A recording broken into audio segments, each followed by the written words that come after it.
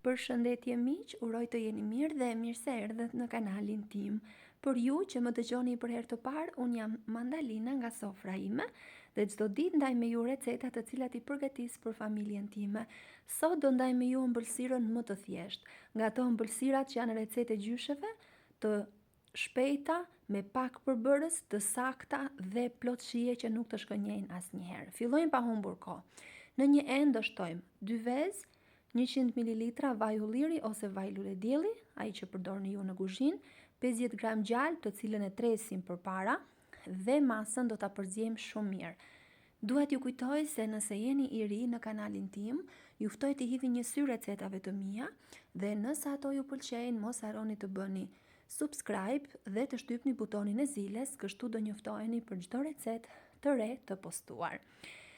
Pasi e kemi përzier shumë mirë, do shtojmë 6 lugë gjelle miell misri, 4 lugë gjelle miell gruri, 1 pluhur fryrës dhe 1 vanilje. Masat këtë radhë i kam bërë me lugë gjelle, pasi në komente nga ju ka marrë shumë komente që e keni më të lehtë që t'i përgatis recetat si një simatse me lugë gjelle dhe jo me peshore, pasi jo të gjithë kanë peshore dhe është vërtet shumë e drejtë kjo. Pasi i kemi vendosur përbërësit, do ta punojmë me duar pak e nga pak, derisa të na formohet një brumë i butë. Në fillim do ju duket i thërmuar, por mos u shqetësoni, vazhdoni ta punoni edhe për pak, derisa të lidhet pak. Nga që është me miell misri, nuk do lidhet plotësisht, por mos u shqetësoni. Vazhdoni ta punoni edhe për pak sekonda dhe më pas jepini formën në formën e topthave të vegjël, kështu si shihni në video. Pra mos u shqetësoni nëse kjo masa ju duket kështu që shkëputet lehtë.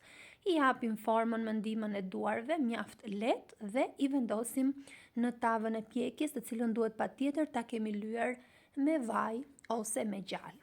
Nuk dua të harroj pa ju thënë se është kënaqësi për mua gjithmonë të mësoj se nga cili vend i Shqipërisë apo i botës më ndiqni.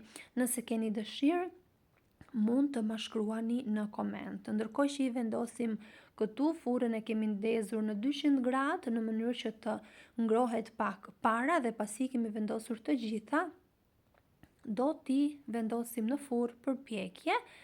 I largojmë në mënyrë që të jenë të njëjtën hapësirë, pasi do të fryhen pak, jo shumë, por pak, dhe i pjekim në 200 gradë për rreth 30 minuta.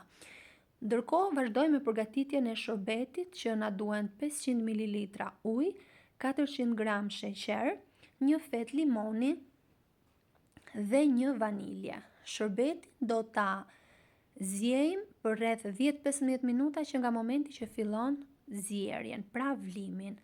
Ëmbëlsirat janë gati dhe shërbeti gjithashtu dhe do të shërbetosim. Keni parasysh që shërbeti duhet i nxehtë dhe ëmbëlsirat të sapo dala nga furra.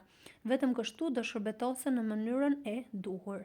E vendosim të gjithë masën e shërbetit duke parë edhe me sy dhe më pas do t'i kthejmë pak her pas here në mënyrë që të shërbetosen mirë dhe do t'i lëmë derisa të përthithin plotësisht shërbetin. Gjatë kthimit duhet i ktheni menjëherë, pasi ato do të zbuten dhe do të prishen. Pra sa vendosni shërbetin, ktheheni pak në të dy anët dhe më pas lërini që të përthith shërbetin.